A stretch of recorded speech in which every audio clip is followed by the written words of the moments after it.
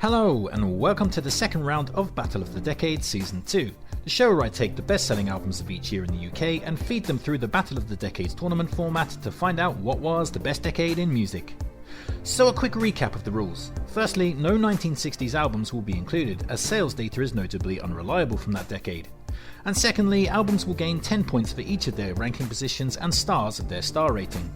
For example, if an album comes in first place, it'll get 50 points. If it also has a rating of 5 stars, that's another 50 points for a maximum total of 100 points. And on this episode, we're going to be throwing all the ones into the ring: 1971, 1981, 1991, 2001 and 2011. So let's have a look at our Album of the Year roster. From 1971 we have Electric Warrior by T-Rex. From 1981 we have Kings of the World Frontier by Adam and the Ants. From 1991 we have Stars by Simply Red.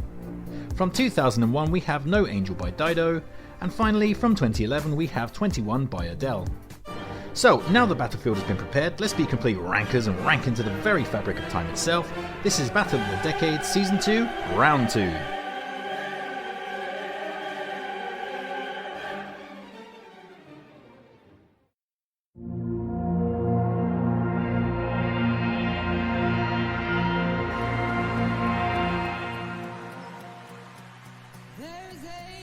Coming in last this week we have 21 by Adele, which was the English singer-songwriter's second LP from 2011.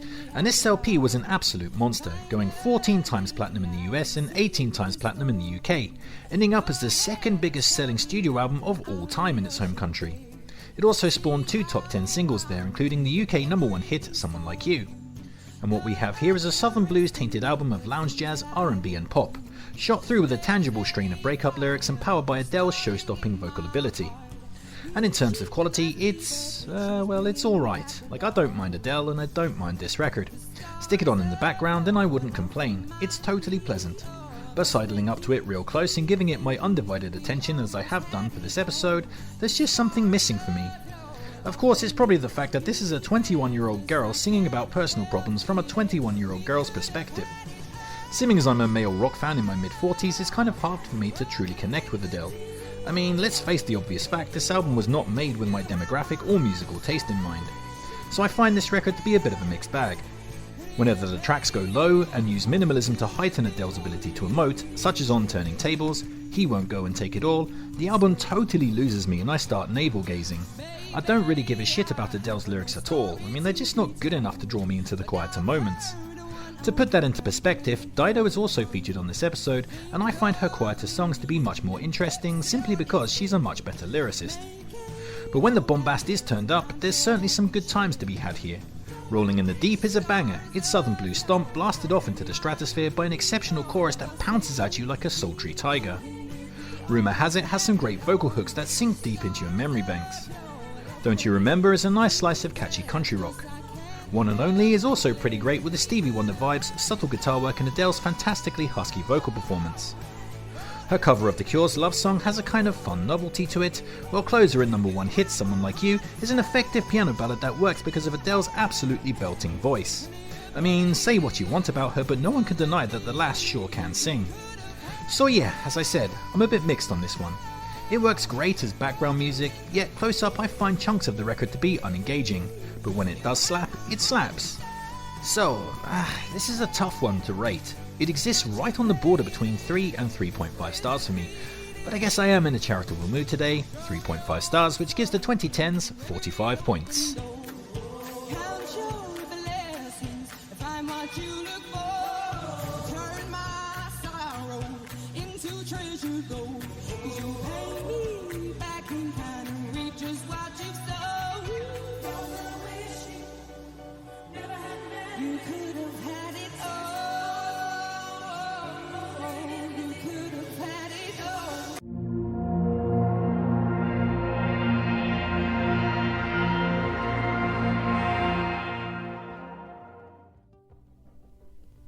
Next up we have No Angel by the English singer Dido from the year of 2000, which was her debut LP.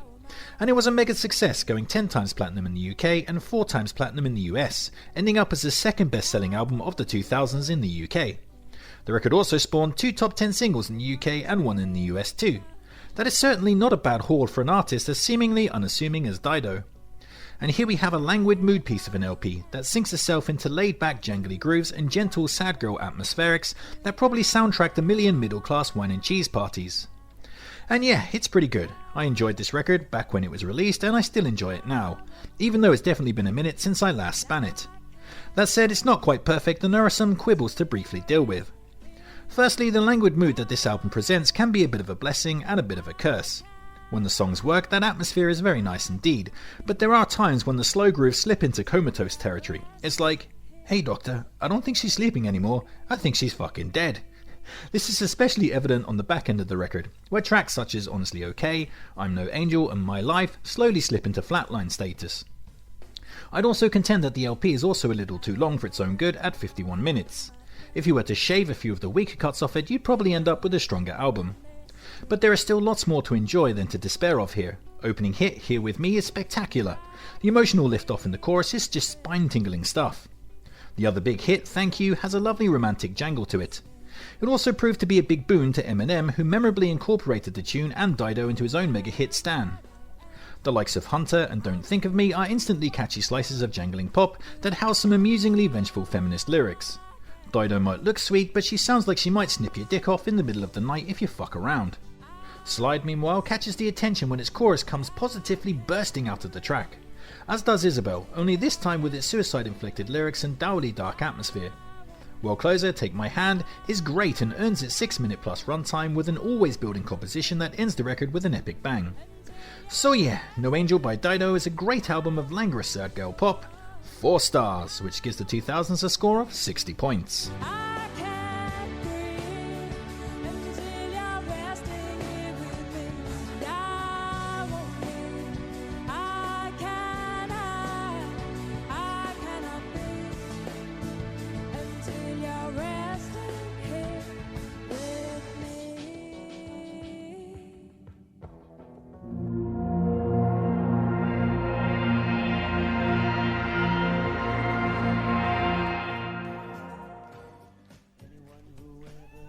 Next up we have Stars by Simply Red, which was the White Soul Band's 4th LP from 1991. And boy, this one also really made the cash registers sing, spawning 2 top 10 singles and going 12 times platinum in the UK. In fact, this ended up being the biggest selling album for both 1991 and 1992, and was the first to do the consecutive year sales thing since Simon & Garfunkel's Bridge Over Troubled Water in 1970 and 1971. See the last episode of Battle of the Decades for more information.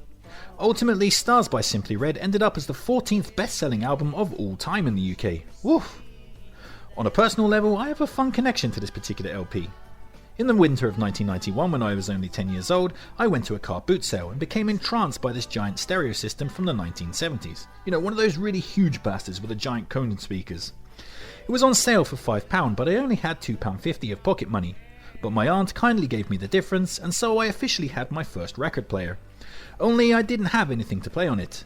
So my aunt fished around in the glove box of her car and produced a cassette tape of this album, Stars, and kindly donated it to me. So technically this was the first album I ever owned. And seeming as it was the only thing I had for a while, I played the absolute shit out of it. Although I also do have a fond memory of my uncle visiting and being absolutely aghast that the only record I had was by Simply Red, and he swiftly gave me a copy of the Greatest Hits by Queen.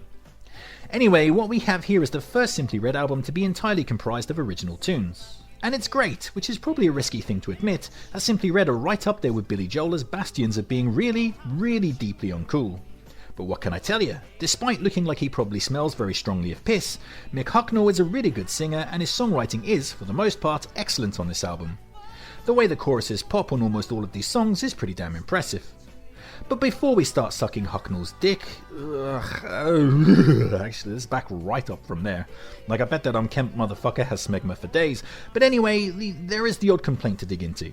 Firstly, the record suffers that kind of super clean digitized production that blighted a lot of records from the early 90s. That kind of production is almost always a detriment, and this album is no exception. Secondly, the penultimate track, Freedom, takes a sudden nosedive towards mediocrity and is easily the weakest tune on the record with its janky dance grooves. And lastly, you have some moments of extreme cringe to bear, most notably the spoken word parts on the opening Something Got Me Started, which is mostly a good tune with a killer chorus. But the moment where some girl says, I love you, and Mick replies, show me. And then later when she says, I really love you, and Mick just goes, Like, oh my god, what the actual fuck? Like, my balls just seize up and crawl back inside my body. I want to go and hide in the corner lest someone catches me listening to this embarrassing crap. Yikes. But otherwise, it's just undeniable tunage galore. The smooth balladry of the title track Stars is instantly iconic. For Your Babies has a lovely twinkling delicacy to it. The likes of Thrill Me and She's Got It Bad have an easy catchiness and a dumb enjoyable cheesy kind of charm. Your Mirror tempers its heavy-handed peace and love lyric with a great melody that makes the words feel less inauthentic. While How Could I Fall is rad with its rampaging saxophone and guitar work really hitting that jazzy sweet spot. So yeah, add into that the wonderful reggae-kissed pop of The Model and the tender closing piano ballad Wonderland, Wonderland, Wonderland, and you have an album that might well be poison to hip rock fans, but frankly, I'm not hip and I don't give a fuck about fashion. 4 stars, which gives the 1990s a score of 70 points.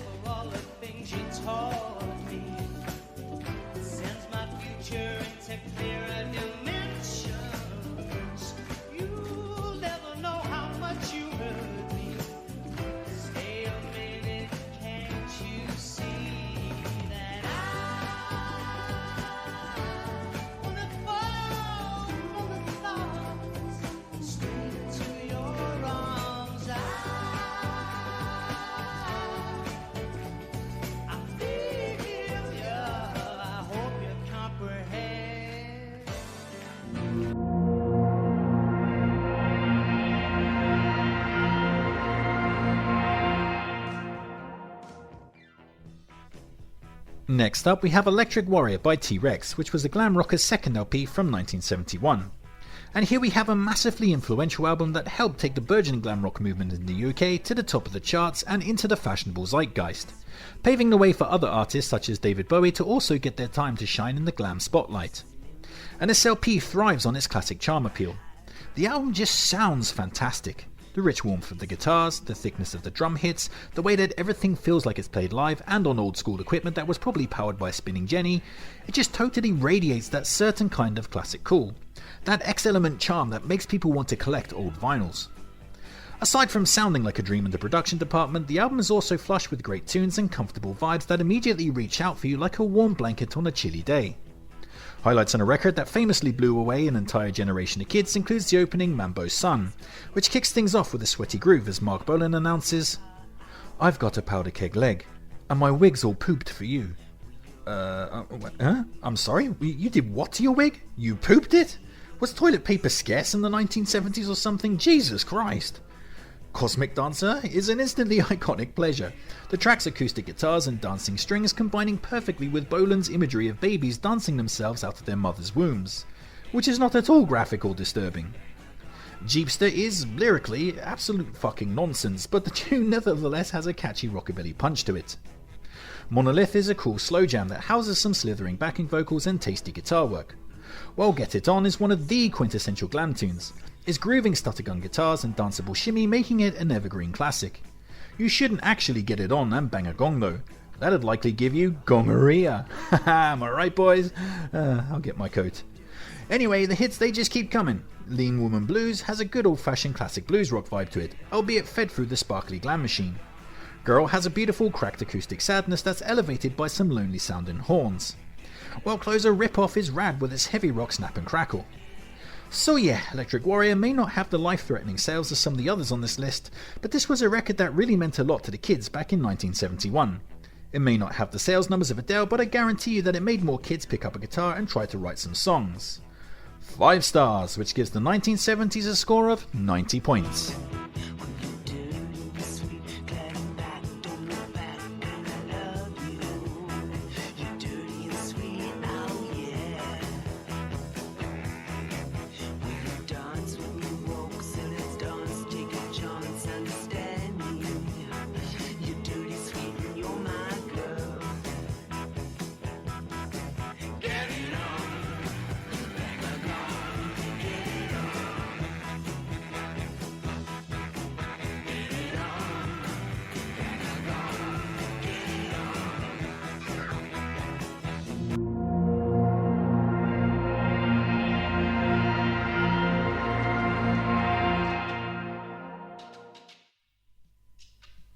Coming in first place we have Kings of the World Frontier by Adam and the Ants, which was a post-punk and new wave act's second LP.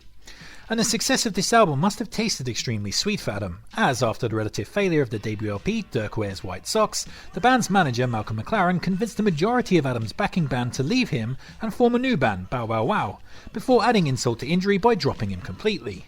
Jesus, like what a total dick move. Especially as Adam was the one who asked McLaren to manage the band in the first place. But in a fun revenge dick slap, the new version of Adam and the Ants scored a massive hit with this second go around, hopefully leaving McLaren to lament upon all that sweet cheddar now slipping through his sausage fingers. And the band's success was mostly down to good timing and a canny change of image, as the band took to wearing marching jackets, Native American style accessories and copious amounts of face paint. It was exactly the right kind of stylistic move at a time where out there fashion was very much entering the dead centre of the zeitgeist. And it sent the band hurtling to the front of the burgeoning new romantic movement, and all the monetary bling that came with it. But in a way it's also kind of strange that this LP found so much success because, well, it's weird. There's a really odd blend of glam, gothic post-punk and tribal Afrobeat going on here that sounds very distinctive and, frankly, not at all commercial or zeitgeisty. In fact, it sounds really rather nerdy, more than cool or fashionable. But I'm all about that nerdy shit, so I'm glad this record was able to find its footing. Plus, while it may be weird, it's also really great and barrels along spectacularly without ever putting a foot wrong. Highlights on a new wave banger includes the hit single Ant Music, which is tons of fun with its jumbled percussion and catchy thrust. I love the metallic engineering of the guitars on the track, it's a really cool sound that carries over to the rest of the record as well. Feed Me to the Lions is awesome with its glammy guitars, inexplicable snatches of the Lawrence of Arabia theme tune, and backing chants of a-hole, a-hole. Ant's Invasion turns on the post-punk to rad effect, the track's super hooky riff and pulsing dark energy making it stand out as a real high spot. Los Rancheros is a jangling rockabilly tune with an upbeat flipping catchiness, even as Adam howls, "There's a bullet with my name on it." Yeah, I wouldn't worry Adam, I think you're pretty safe, unless some poor kid's father mistakes you for Gary Glitter. While Killer in the Home has a great insidiously catchy march to it that harbours a slowly building dramatic tension. But you can't go wrong with anything here, from the booming twin drum attack of the title track Kings of the World Frontier, to the seesawing metal and guitar jangle riffage of the Magnificent Five, to the dementedly catchy pirate sea shanty of Jolly Roger. It's all really fun and ear-catching stuff. So yeah, Kings of the World Frontier stands as a unique and rather awesome nugget of early 1980s new wave that still holds up to this day. It might actually well be my favourite record to come out of the new romantic movement. 5 stars, which gives the 1980s a score of 100 points.